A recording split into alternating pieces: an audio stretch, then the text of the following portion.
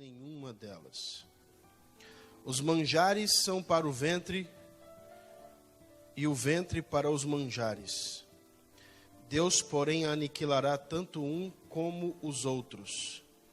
Mas o corpo não é para a prostituição, senão para o Senhor, e o Senhor para o corpo.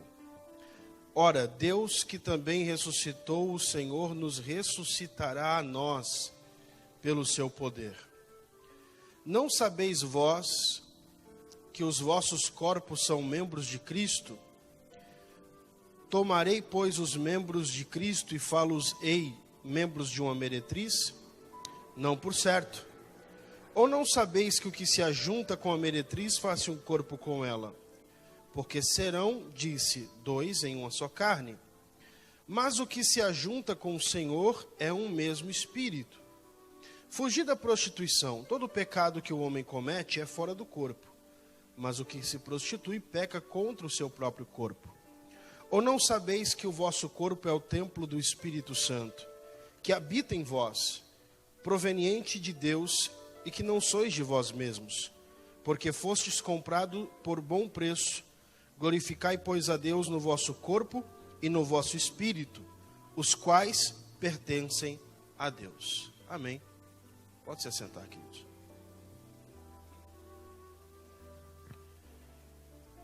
Meus queridos, nós falamos já durante essas semanas, você que participou de alguma terça-feira, falamos sobre a intercessão, poder da intercessão. Falamos na última terça-feira sobre a tentação de Jesus e como o diabo ele usa algumas vontades que nós temos para nos fazer pecar. Falamos que Jesus foi tentado na sua carne, ou seja, no seu físico, nos seus desejos, porque ele sentia fome. Jesus foi tentado, inclusive, a cometer suicídio, quando o diabo o incita no pináculo do templo: pula, lança-te daqui abaixo. Jesus responde: não tentarás o Senhor teu Deus. E Jesus foi tentado no orgulho, quando o diabo disse a ele: olha, tudo isso eu te darei, mostrando os reinos da terra, a glória deles, se tu prostrado me adorares. Que são três áreas que o inimigo ele costuma usar para querer nos destruir: nossos desejos, o desejo de acabar com tudo no momento de batalha, de tristeza, de tribulações, e também o orgulho por algo que temos em evidência. Falamos sobre uma das terças-feiras, falamos sobre uma das artimanhas que o diabo usa para querer destruir a noiva de Cristo, que são as discordâncias, desavenças, dissensões que acontecem às vezes entre pessoas, as dificuldades de relacionamentos que pessoas têm e que em algum momento o inimigo sugestiona, e que em algum momento o inimigo acha uma brecha de ira, e ele então lança na mente da pessoa para que ela tome atitudes que ela vai se arrepender depois. Por isso o apóstolo Paulo escreveu aos irmãos que estavam na igreja de Éfeso, dizendo: irai-vos e não pequeis, não se ponha o sol sobre a vossa ira, e não deis lugar ao diabo. Então, só fazendo uma recapitulação de tudo que a gente já falou até aqui. E hoje eu queria falar sobre, quando nós falamos em batalha espiritual, uma das coisas que nós enfrentamos, nós seres humanos, nós cristãos enfrentamos, são dificuldades de mudar certos tipos de práticas que temos. Nossa mente Eu já falei isso aqui em alguma escola dominical. Mas a nossa mente, nosso cérebro usa de programações para que ele não precise gastar energia. Então, nosso cérebro, ele se autoprograma para que nós façamos sempre as mesmas coisas, para que nós criemos uma rotina durante nosso dia e para que venhamos estabelecer hábitos. Quando você, por exemplo, acorda pela manhã e automaticamente você vai, quase que ainda dormindo, ao banheiro, e você já abre lá o armarinho do banheiro, já pega a sua escova e você já vai escovando os dentes de uma forma quase que automática.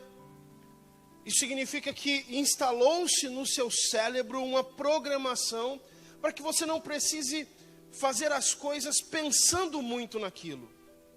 Para que você não precise gastar muita energia do seu cérebro decidindo coisas. Então, o nosso cérebro ele funciona assim, com programações. Quer ver uma coisa? Quem aqui dirige carro? Ok. Você se lembra quando você foi começar a aprender a dirigir? A dificuldade que foi? Né? Eu não sei se você também foi assim. Eu aprendi a dirigir na autoescola. Eu tinha, na época que o meu pai conviveu com a gente, ele tinha carro, ele tentou me dar umas aulas, mas ele não tinha muita paciência. Então eu ia sair com o carro, ele falava assim, olha, agora você pisa na embreagem, eu pisava. Agora você engata a primeira, eu engatava. Ele falava assim, agora você solta a embreagem e pisa no acelerador. E esse negócio para mim era terrível. Soltar a embreagem e pisar no acelerador ao mesmo tempo. E na hora que o carro ia saindo, ia parecendo um cavalo bravo. Assim, blum, blum, blum, blum. E ele tentou umas 3 vezes me ensinar e desistiu.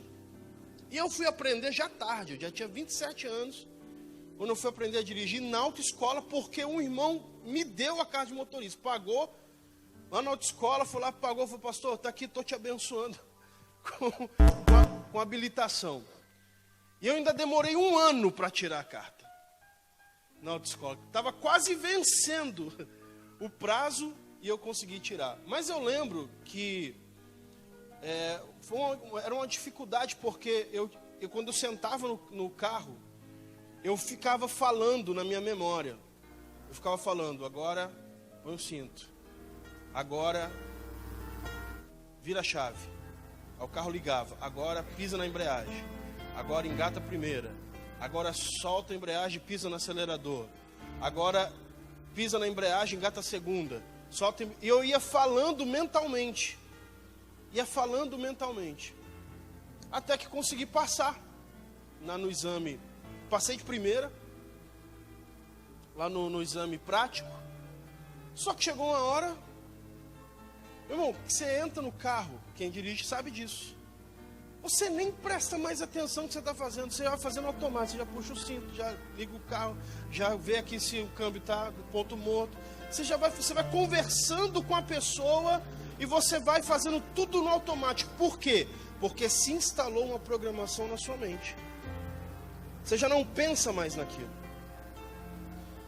Mas, pastor, o que isso tem a ver com batalha espiritual? Vou explicar para você. O apóstolo Paulo fala assim, ó. Todas as coisas me são lícitas, mas nem todas convêm.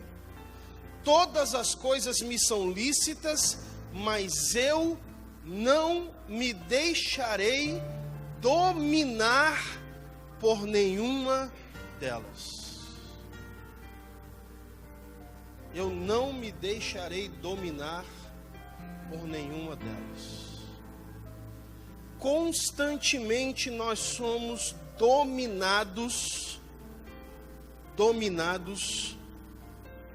por atitudes, por hábitos que se instalam em nós e que nós temos dificuldade de romper esse hábito. Nós temos dificuldade de mudar essa programação mental. Coisas que nos dominam. Coisas que nos dominam. Tem uma voz falando aqui. Coisas que nos dominam. E eu vou falar sobre alguns vícios. Alguns vícios. Pastor, mas crente tem vício? Um dos vícios que hoje se instalou nas pessoas. Entenda que nem todo vício é pecado, ok? Nem todo vício é pecado, mas vício é aquilo que nos domina, aquilo que você tem dificuldade de vencer. Redes sociais. Redes sociais. É um exemplo de um hábito que se instalou nas pessoas e que redes sociais, se nós não soubermos usar, e olha que quem está falando aqui é alguém que trabalha com rede social, é alguém que usa rede social para evangelizar, para ensinar a palavra. E eu vou dizer uma coisa para você: se nós não soubermos usar a rede social se torna um ladrão de tempo. Um ladrão de tempo. Porque a pessoa, ela, quando entra nas redes sociais, quando ela faz uma postagem, vou dar um exemplo para você. Ela faz uma postagem, ela posta uma foto, ou ela posta uma frase. E todas as vezes que alguém curte a frase dela, ou que alguém faz algum comentário, a rede social ela dá uma notificação para aquela pessoa. E o que a pessoa faz? Vai ver. Nossa, tantas pessoas curtiram. Ó, tantas pessoas compartilharam. Tantas pessoas comentaram. E isso libera no nosso cérebro uma coisa chamada dopamina, que é um hormônio que causa bem-estar. Então o que a pessoa faz? Ela quer cada vez postar mais, para ter mais curtidas, para que ela possa sentir mais aquela sensação de bem-estar. E isso vai se instalando uma programação na mente dela. Então, pessoas que gastam horas em redes sociais. E hoje em dia, meu irmão, tem rede social para tudo que é gente, tudo que é gosto.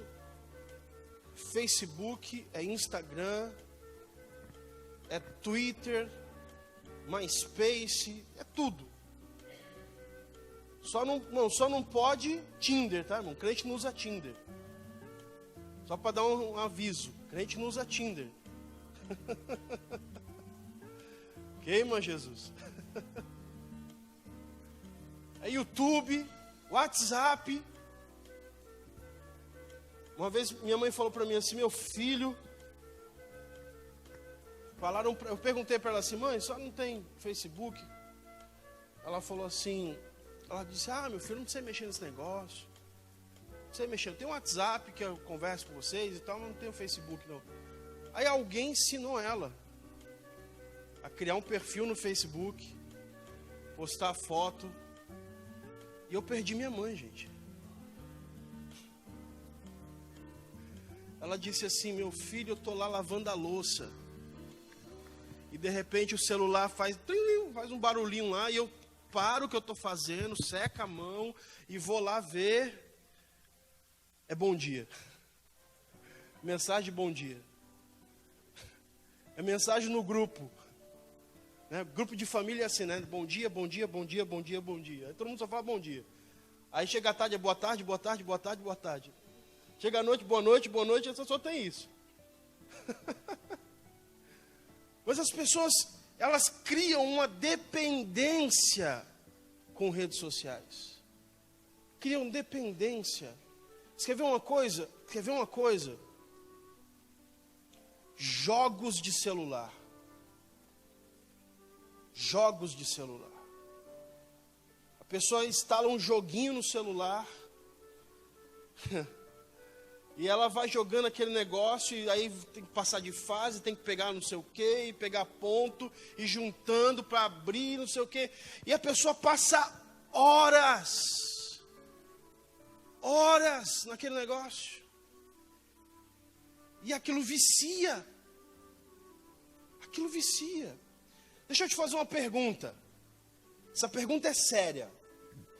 Você conseguiria ficar um mês sem celular? Não precisa responder para mim, não. Pensa, imagina aí. Um mês. Você sem celular. Sem redes sociais. Sem WhatsApp. Igual era antigamente. Se quiser falar com alguém, você compra um cartão telefônico, vai no orelhão.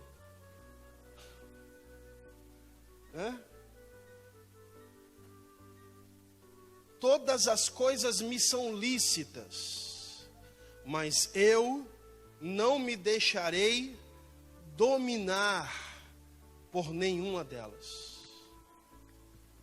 Eu não me deixarei dominar por nenhuma delas. Você quer ver uma coisa? Um outro tipo de vício de crente. Comida. Oh, glória. Comida.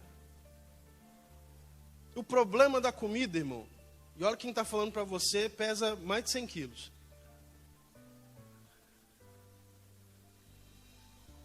O problema da comida não é você comer bem. É você comer além do que você aguenta. Esse é o problema. Tem pessoas que comem bem. Não sei se você já viu, a gente fazia uma convenção. E aí reunia o pessoal de várias igrejas e tal. Irmão, e tinha um irmão. Eu não vou falar o nome dele porque tá transmitindo. Mas tinha um irmão. O irmão era desse tamanho assim, ó. Desse tamanho assim e magro. Mas quando ele passava na mesa, né, de servir, fazer o self-service, todo mundo se admirava.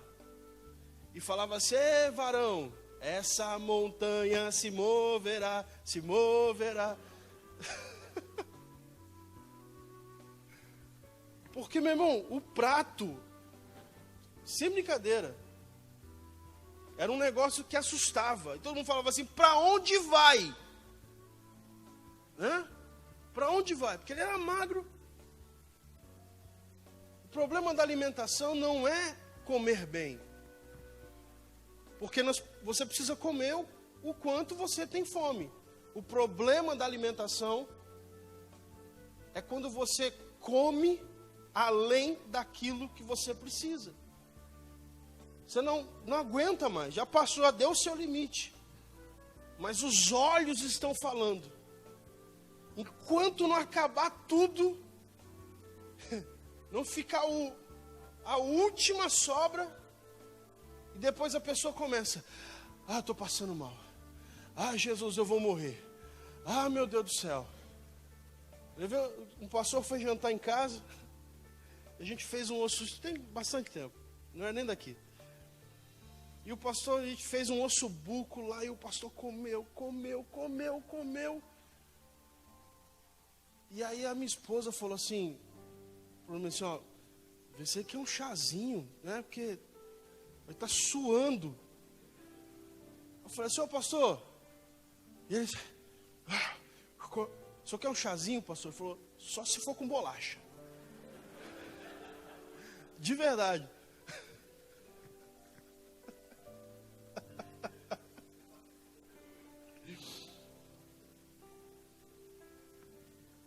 Coca-Cola.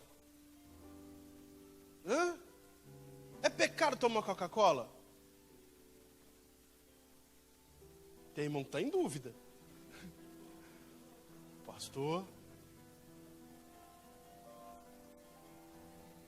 não é pecado tomar refrigerante, tomar Coca-Cola. O problema é quando vira um vício. Um vício. Eu já fui viciado em Coca-Cola. Você está falando com um ex-dependente de Coca-Cola. Só por hoje. E eu descobri que eu estava viciado em tomar Coca-Cola um dia, quando eu terminei de jantar, eram 11 horas da noite, e eu saí da minha casa, desesperado, procurando um bar aberto para comprar uma Coca-Cola. 11 horas da noite. E quando eu me vi na rua deserta, dentro do Residencial União, os bares tudo fechados, e eu falei, meu Deus, estou parecendo um viciado em droga, procurando uma biqueira para comprar. Eu falei, meu Deus. Foi aí que eu percebi que aquilo já estava me causando dependência. Eu falei, não, tem que cortar esse negócio. Café. Pessoa, meu irmão, que se deixar é 3 garrafas num dia.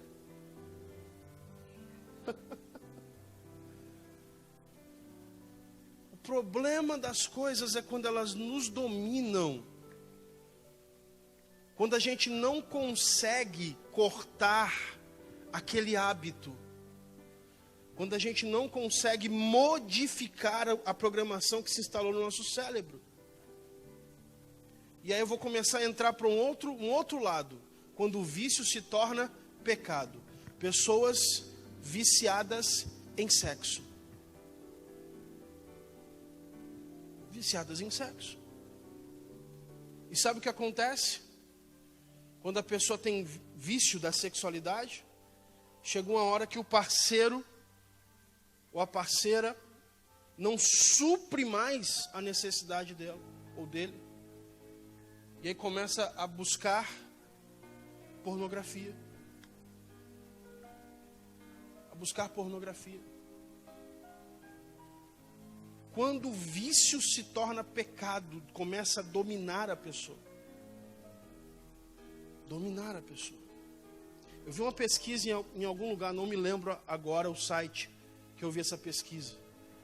Mas fizeram uma pesquisa anônima nos Estados Unidos. 48% dos pastores, foram uma pesquisa só com pastores, mas anônimo.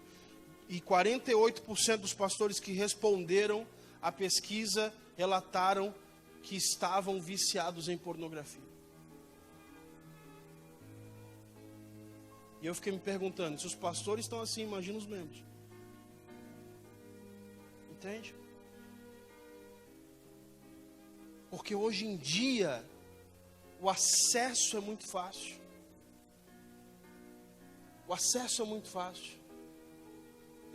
A questão, o tema pornografia, que ainda é um tabu em muitos lugares de se falar, porque as pessoas ficam constrangidas nesse assunto, mas já tem levado cada vez mais jovens e adolescentes a se viciarem em pornografia, em consumir pornografia.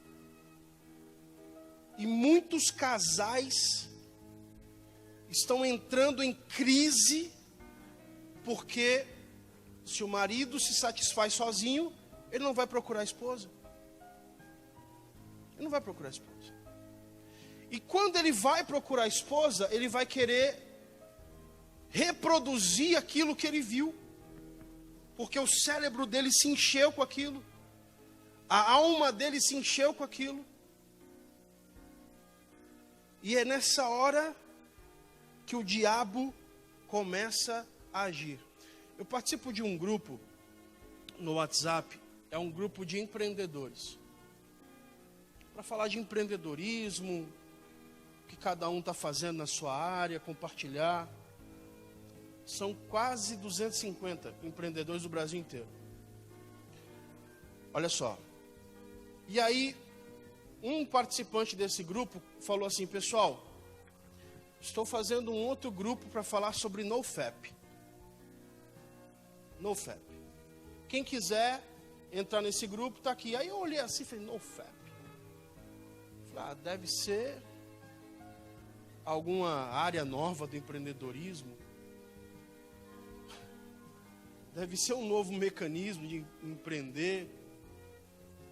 E ele colocou lá o grupo, aí eu entrei no grupo. Tinham 150 pessoas nesse grupo, que eram do outro grupo de empreendedores.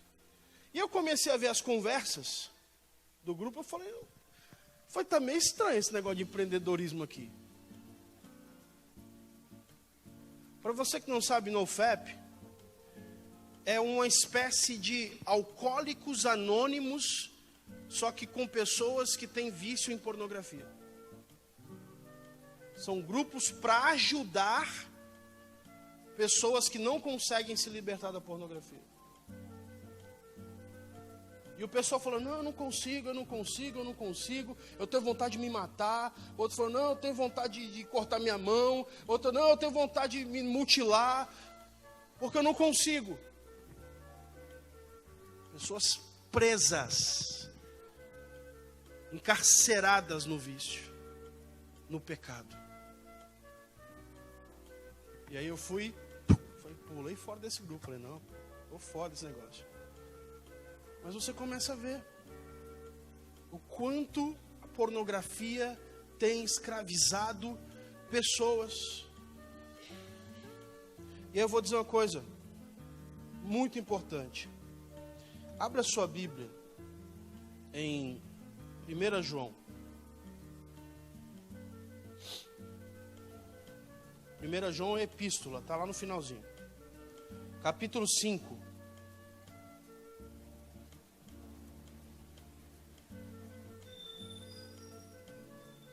1 João capítulo 5.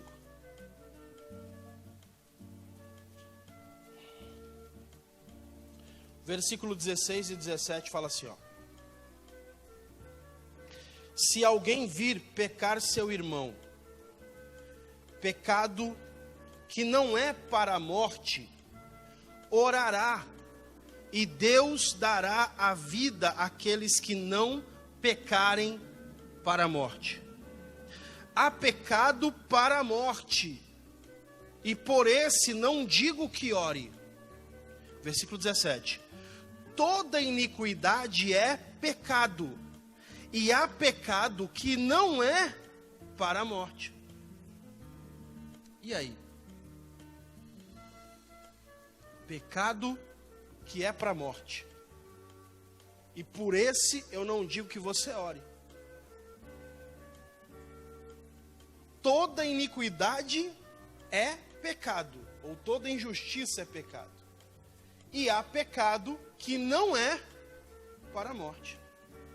E agora? O que é pecado para a morte? Você prestou atenção no texto que nós lemos no início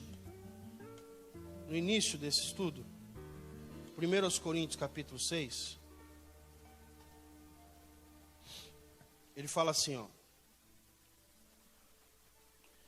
Versículo 18. Fugi da prostituição. Todo pecado que o homem comete é fora do corpo, mas o que se prostitui peca contra o seu próprio corpo.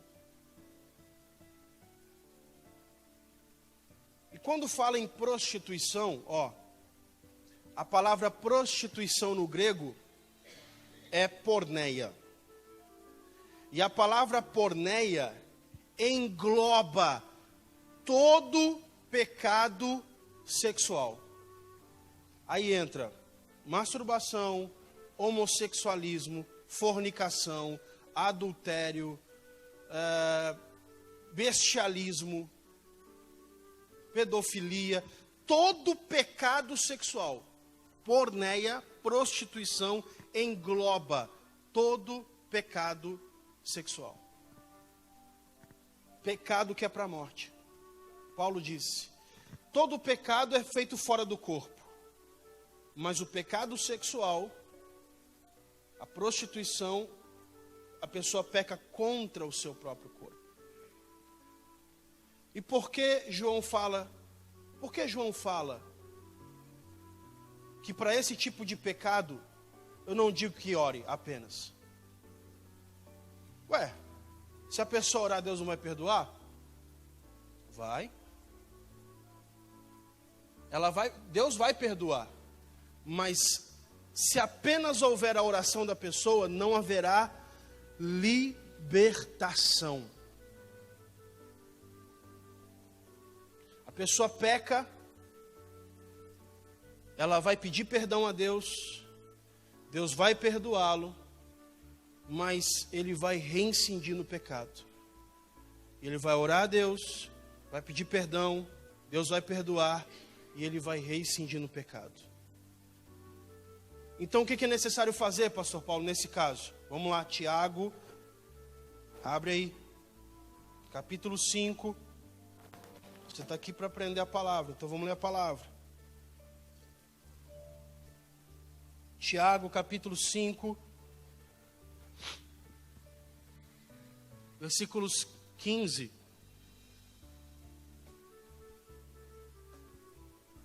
15 e 16. E a oração da fé salvará o doente, e o Senhor o levantará. E se houver cometido pecados, ser-lhe-ão perdoados. Confessai, portanto, os vossos pecados uns aos outros, e orai uns pelos outros, para serdes curados. A súplica de um justo pode muito na sua atuação. Por isso que João fala que há pecado que é para a morte. E por esse não digo que apenas ore. Por quê? Porque é necessário que haja confissão. Confissão de pecados. Eu ouvi uma história que aconteceu no Nordeste, de numa santa ceia, uma irmã lá no fundo da igreja, de chinelinho havaiana, levantou-se e disse no culto de ceia: hoje alguém sairá carregado nessa noite, nesse culto, nesse lugar. Hoje alguém sairá carregado aqui.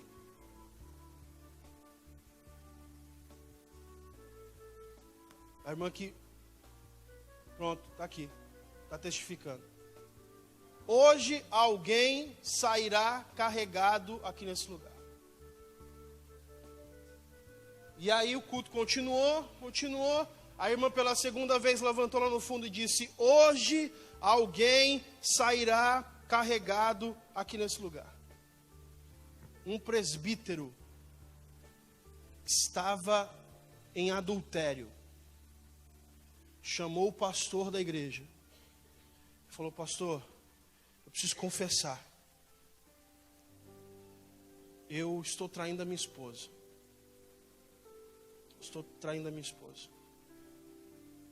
E aí o pastor olhou para ele e falou assim: irmão, eu vou fazer uma oração por você. No gabinete, vou fazer uma oração por você. Você pode entrar lá, sentar e tomar ceia. Fez uma oração. O presbítero sentou. O culto continuou. Quando chegou na hora do suco, o presbítero teve um infarto fulminante e morreu na hora do culto.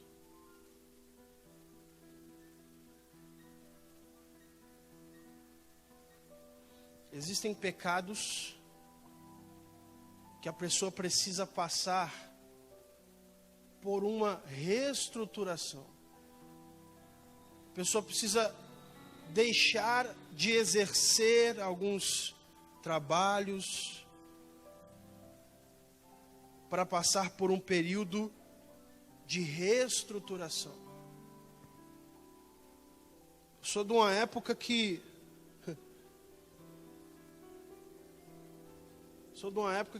o jovem chegava com o pastor e falava assim: pastor, eu e minha namorada nós tivemos relação sexual. Começou a ficar 6 meses em disciplina. 6 meses. Havia um santo temor. Eu pastoreei a minha primeira igreja que eu pastoreei. Tinha um casal. Ele tocava contrabaixo, ela cantava no louvor. Eles eram namorados. E eles estavam lá tocando. Só que no culto de ceia eles desapareciam da igreja.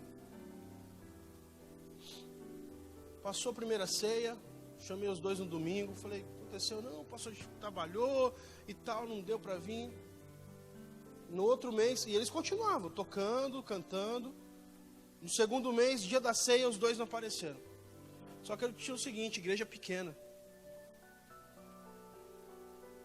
Pessoa que falta, você sente falta. Você percebe. Faltou na Santa Ceia. Aconteceu com vocês? Não, pastor, que tal, que deu um imprevisto, não deu para a gente vir. Aí eu sentei com ele.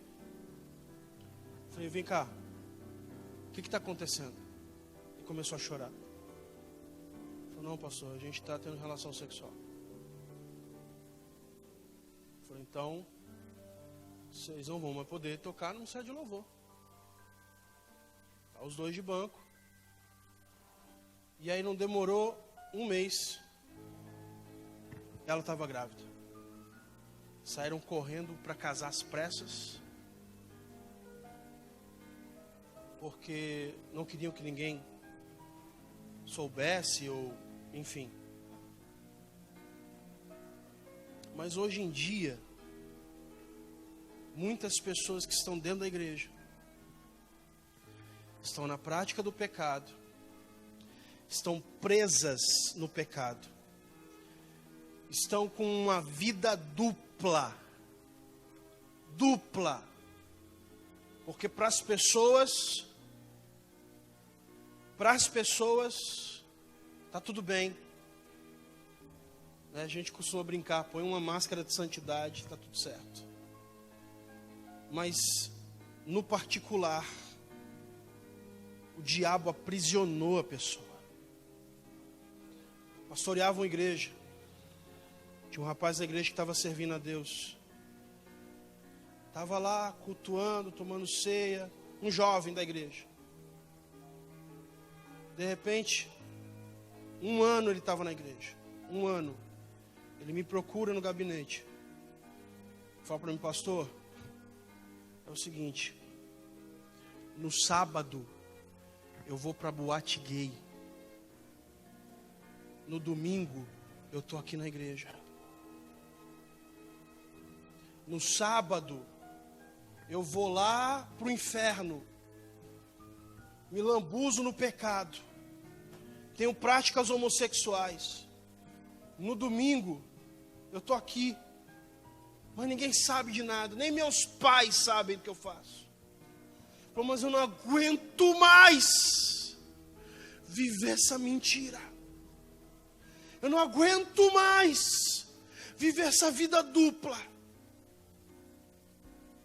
Eu falei, eu vou orar por você. E a partir de agora eu vou te acompanhar. Quando você tiver vontade, sua carne estiver gritando para você fazer o que o mundo quer, me liga. Me liga. Eu vou morar junto. Resumindo a história. 2 anos depois, eu estava fazendo o casamento dele da igreja com a jovem.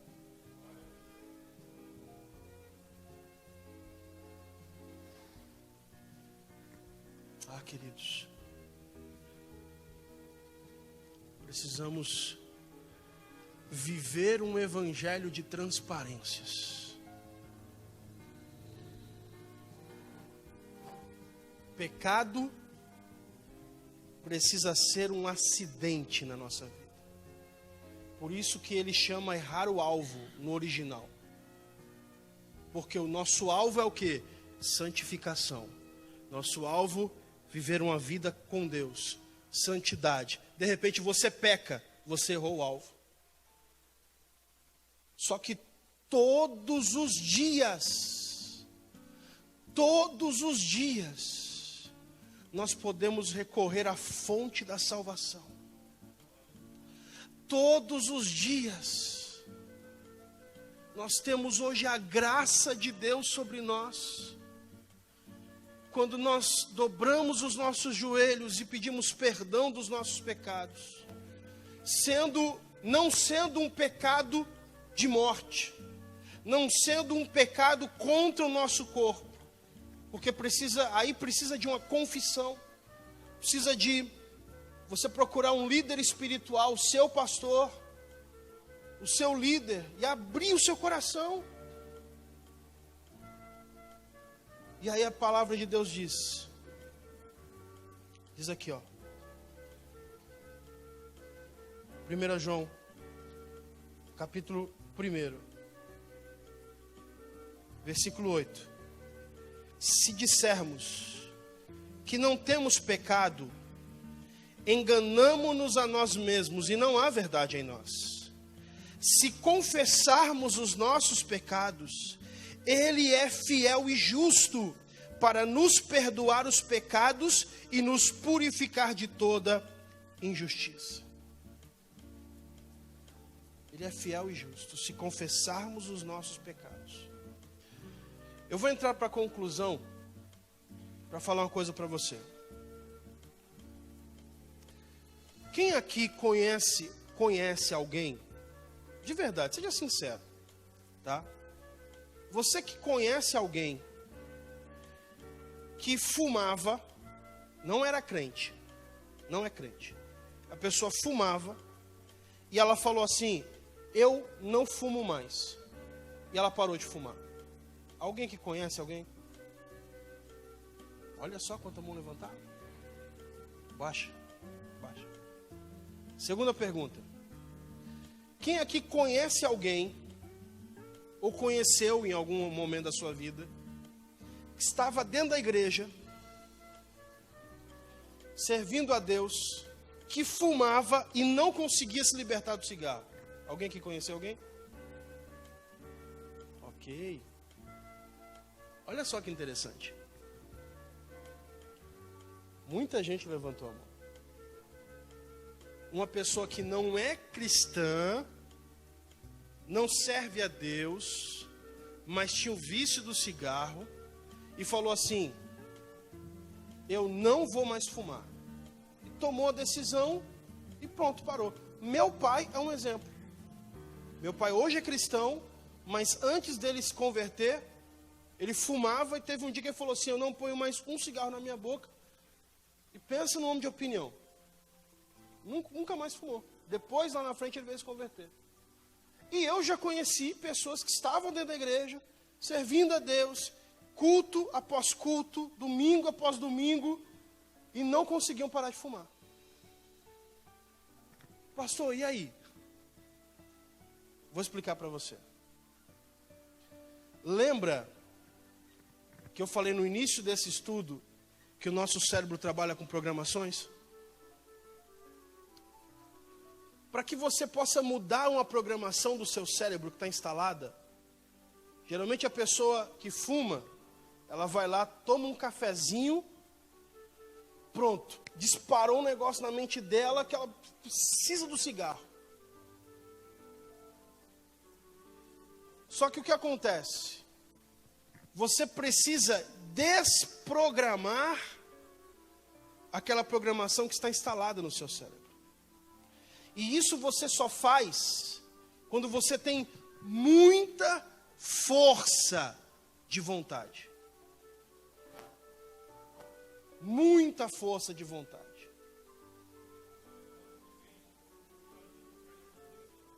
Certo.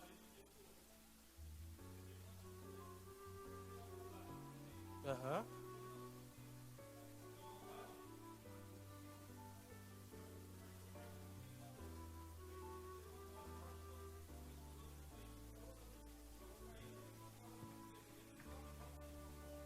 E parou, sem ser cristão. Então tem pessoas, vou falar, pastor.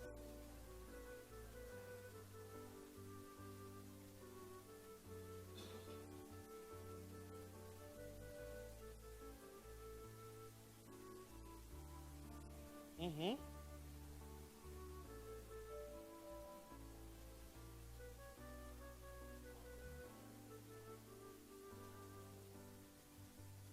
Certo.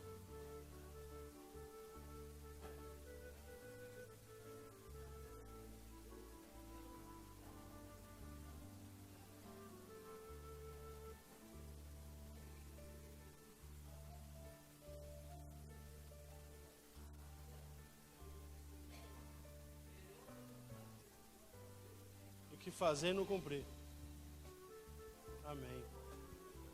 Olha só. Tem pessoas que elas têm uma disciplina e uma força de vontade para tomar uma decisão e concluir a decisão que ela tomou. Quem aqui já começou a fazer uma dieta e na segunda-feira e na quarta-feira,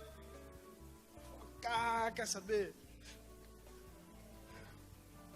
Na terça.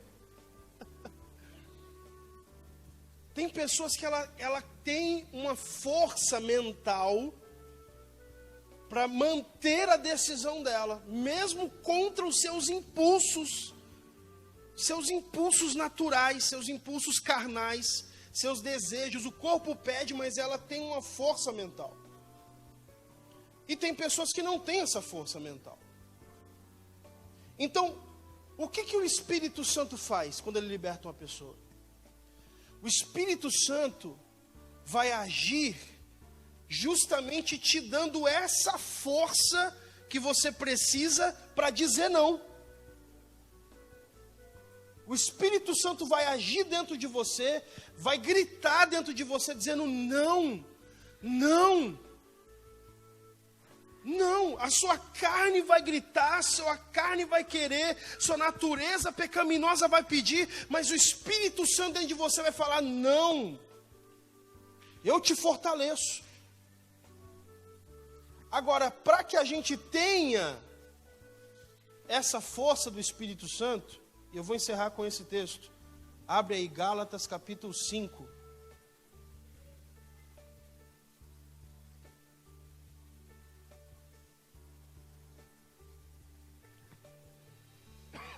Gálatas capítulo 5, versículo 16. Diz assim: digo, porém, andai em espírito, e não cumprireis a concupiscência da carne. O que é concupiscência? O que é concupiscência? Desejo. Concupiscência é desejo. Então o que Paulo está dizendo aqui? Andai em espírito, e vocês não vão cumprir os desejos da carne. 17. Porque a carne cobiça contra o espírito, e o espírito contra a carne, e estes opõem-se um ao outro, para que não façais o que quereis.